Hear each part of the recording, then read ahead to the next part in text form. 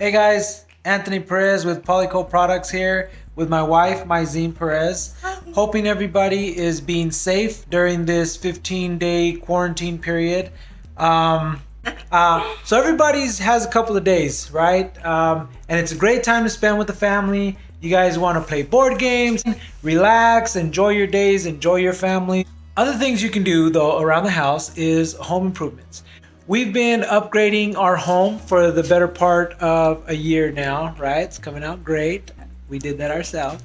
And a lot of this stuff we do ourselves. So see this wall behind me there? We also did that ourselves on a couple of days. I think it was like a 2-day weekend. So we're also doing it on the staircase here. Take a little time to make a video and show you guys how it's done. So here we go. Okay, so before we get started, there's a couple of things that you guys want to remember. Number one, your PPE. Everybody knows what PPE is now, right? It's protective, personal protective equipment, which means latex gloves or nitrile gloves, goggles, any kind of protective equipment that you need, face mask, because this stuff, not for the coronavirus, although you do need it for the coronavirus, wear protective equipment. Anytime you use real stone veneer to attach onto the wall, it does stick. You can use it, but if you're going above 8 feet or 10 feet because of the weight of the stone itself, you do want to install backer board, and we're going to show you how to do that. Anytime you're going to be installing the stone veneer, you want to start from the bottom up. You're going to install or give yourself a couple of level lines throughout. Every 3 or 4 feet, I give myself a checkpoint where I can make sure that the line is still level. So here you want to find the studs inside of the wall, and you want to just attach the backer board or mechanically fasten it directly to the studs to make sure that the backer board is nice and firmly mechanically fastened to the wall there. So these are fastened to the studs, and as we put our thin set in, it's gonna really adhere to this backer board very well and hold the weight of the stone. So on this side of the wall, there's no backer board. You don't see any backer board here because it's only about a 4-foot wall or 3.5-foot wall here. So we don't need backer board. We're gonna thin set it directly to the wall. I'm gonna sand it up a little bit just to kind of take any of that grime off. Okay guys, so we're outside, we've cleaned the area. I got some very good epoxy flooring here, so I'm not worried about messing up my garage floor. But if you are worried about your concrete or something like that, you might want to put some plastic down. So we have our thin set powder here. I already got the water inside of the bucket, something about 64 ounces of water. It's going to be a small batch, but that's just enough to get up there, apply it, get on the wall, and start putting our stone in. To mix it, you can use a plug-in mixer or even use a battery operated slow mixing drill. You always want your Jiffy Blade paddle mixer on there. And so let's get to mixing.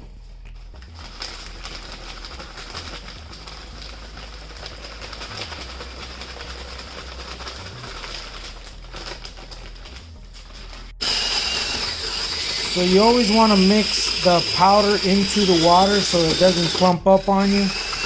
And you don't want to mix it at a high speed. Now you see that consistency there? That would be okay, actually. But for me, it's a little bit too milky. I like it a little bit more thicker. So I'm gonna add a little bit more powder and mix.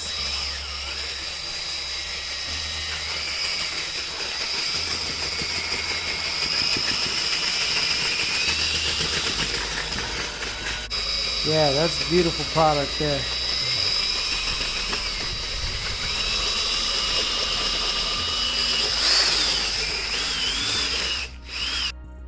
Okay, so we're about to start the application of our thin set. Saw the mix. We got a nice buttery consistency here. See that? That's kind of what you want. Or actually, that's the way I like it anyway. So we got that prepared. One thing I wanted to mention, anytime you want to put stone or tile or anything on a wall, you kind of want to plan ahead. So Planning ahead for us, this is actually a rental house, so we just moved in, cut costs while we upgrade and remodel. It's a great way to cut costs and still get what needs to be done. Remove carpet, reinstall carpet, and so to make it easier to do that, you want to space the bottom of your stone. So here you have a nice piece of stone, right? If you were to install it right on the carpet, you know, you can pull the plastic and it's gonna look great, but the next time you want to switch out your rug, it's gonna be a pain in the butt, right? So what you want to do is leave yourself a little space. That can be accomplished with any type of spacer. Right now I'm just using these baseboards, so I'm just flipping them over, putting them on the bottom there. That way there's an even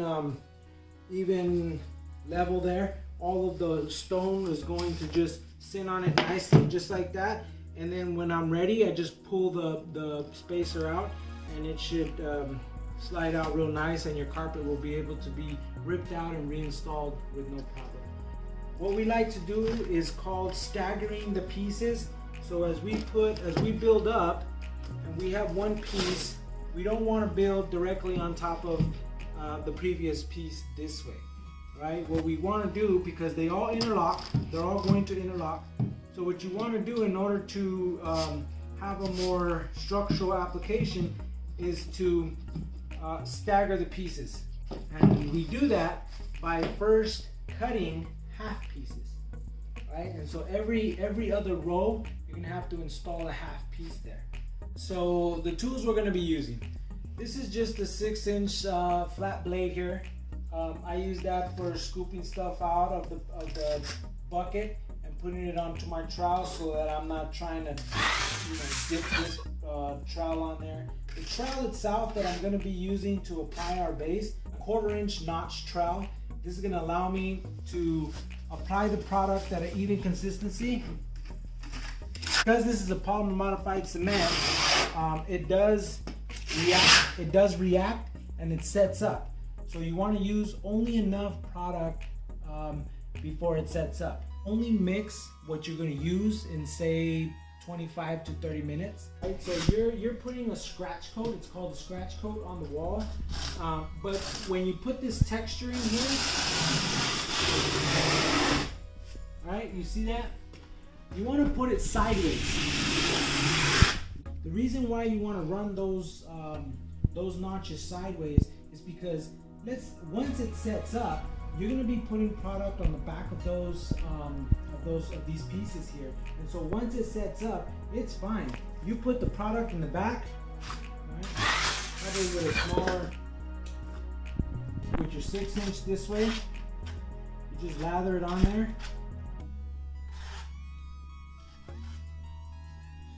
And when you install them, right?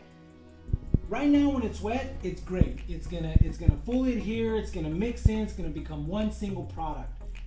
But even if it was dry, what these do once you get a little bit higher is it's gonna lock itself into this coating, because once this already dries, it's gonna get hard, like rock. So once you lather up your piece here and you press it up against a dry application, as you're lathering these pieces, you don't need to be so perfect, and you don't need a lot of product.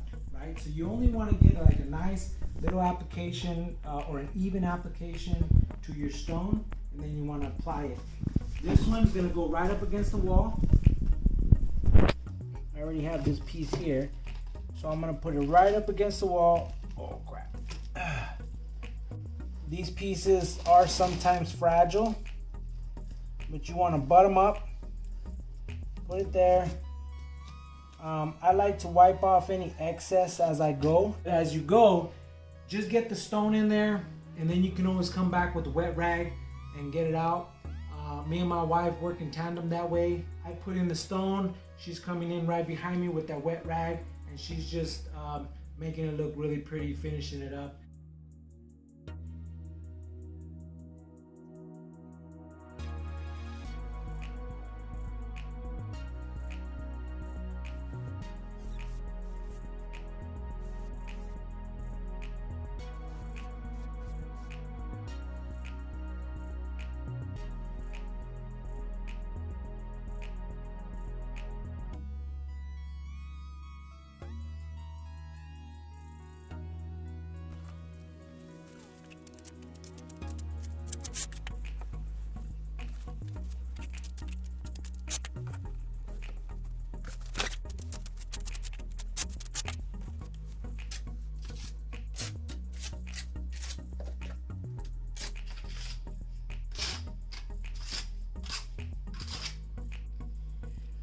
Okay, so when you get to a point where you can no longer insert a full piece, you're gonna have to start cutting in order so that the bottom foundation supports the top weight as we move forward.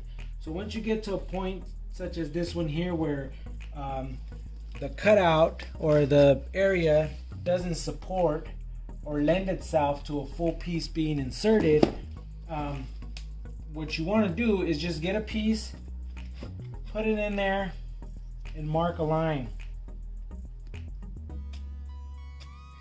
Right? So that's going to tell me I'm just going to go outside and cut that piece down. And once I put that in, it's going to allow me to finish off my row, keep working all the way up, and then I'll work on this side.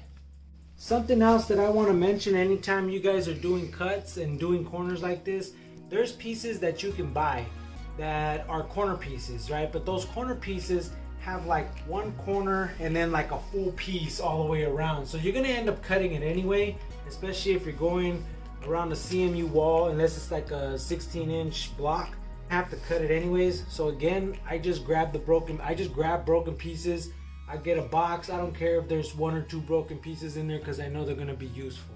When you're gonna do a bend, you want to plan for the bend, right? This piece is gonna see this little ledge here. So what I've done is the next piece up, I stagger it. So now this one is gonna come out all the way to the edge, and this one is gonna sit flush right in there. And so the next one, so I just mix and match like that, going up the curve or wherever you're turning. It just allows, it looks for a more staggered look. It doesn't, you're not gonna be able to see a uniform line just straight down the corner there. Once it's all said and done, it just hides that, hides all the imperfections.